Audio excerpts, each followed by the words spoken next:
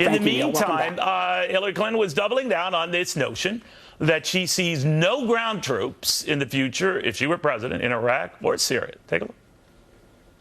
They are not going to get ground troops. We are not putting ground troops into Iraq ever again, and we're not putting ground troops into Syria. You said unequivocally last night that you would not put troops into Iraq ever again.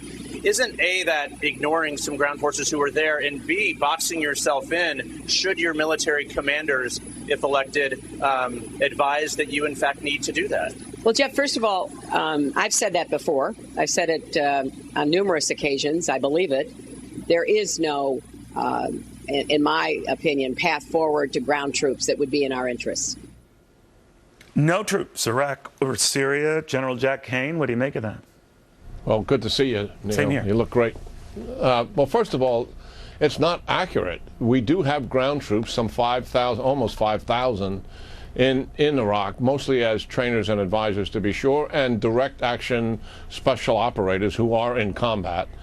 And we also have a couple of hundred in Syria. Those are ground forces.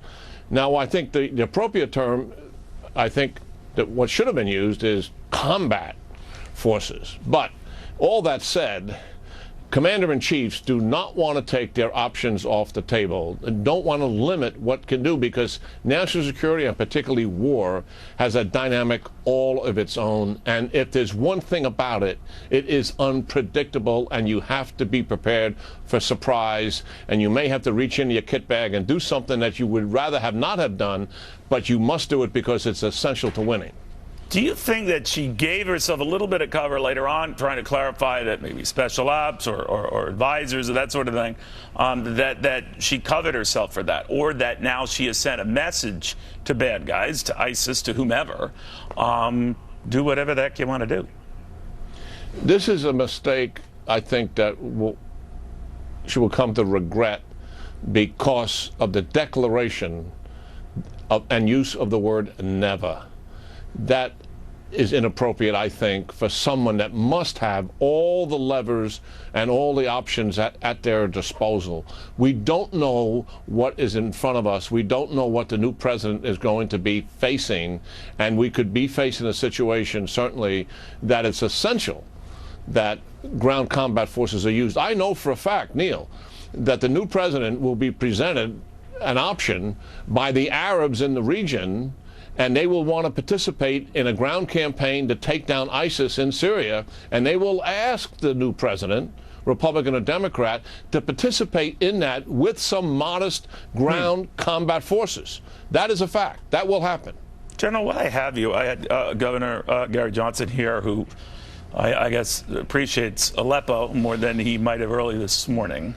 But what do you make of what he has said or tried to clarify on this show, and whether this has hurt he and Governor William Weld, who, of course, are his running mate in the Libertarian ticket? Well, I can't make judgments about the politics of any of that, but look at Aleppo in Syria is well known to everybody who's spent any time looking at the Middle East. And by the way, for the sake of our audience, while the Russians intervened successfully a year ago in Syria to prop up the Assad regime, what has not happened successfully for them is what they thought they would do rather easily, along with the Syrian regime, is retake the territory that they lost. They're a year later, and they still have not completed the siege and retaken Aleppo plus some other terrain. This is going much more difficult than what they had imagined, and for the first time they're getting pushback in their own country about what is going on, why is this taking so long. But real quickly, sir, should that be a disqualifier, with the politics notwithstanding, that if a future commander-in-chief is unaware or seem to be caught off guard talking or discussing or knowing Aleppo, that not qualified to be commander-in-chief? I take it at face value, listening to your interview. He said, I thought it was an acronym, I got mixed up. I have no reason not to believe that. I don't know the man, and I have no reason to not believe what he said. General, thank you very much. Good chatting with you. Good talking to you, and good to see you. Thank you. All right. Meanwhile, to President Obama, the present commander-in-chief, did he just call Americans lazy And furthermore, was he doing all of this overseas? And furthermore, was he criticizing a potential successor on foreign soil? We report. You decide.